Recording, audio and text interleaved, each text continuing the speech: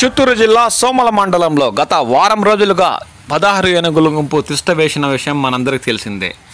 శనివారం రాత్రి పంట పొలాల వద్ద నుండి ఇంటికి వస్తున్న రైతుపై దాడి చేసి చంపేసిన వైనం మనందరికీ తెలిసిందే.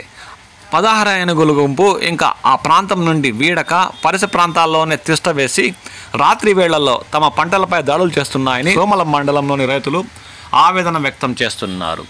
వీటిని దూర ప్రాంతాలకు తరమేస్తే తప్ప తమకు ప్రాణ భయంతో పాటు ఈ కష్ట నష్టాలు తీరలేవని వారు వాపోతున్నారు. ఇప్పటికే ఈ 16 ఏనుగుల గుంపు మామిడి, టమోటా, ఇతరత పంటలపై తమ దాడులను కొనసాగిస్తూ స్థానిక రైతులకు భయాందోళనలతో పాటు కష్ట నష్టాలు పాల్చేస్తున్నాయని వారు తీవ్రంగా ఆందోళన చెందుతున్నారు.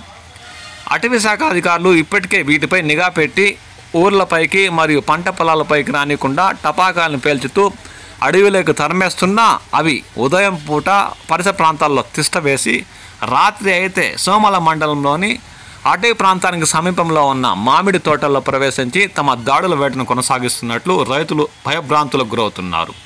సంబంధిత శాఖ అధికారులు వీటిని దూర ప్రాంతాలకు తరిమేసేందుకు ప్రత్యేక కార్యరూప ప్రణాళిక సిద్ధం చేసి తమకు ఈ సమస్య తీరేలా చూడాలని సోమల మండలంలోని రైతులు కోరుతున్నారు.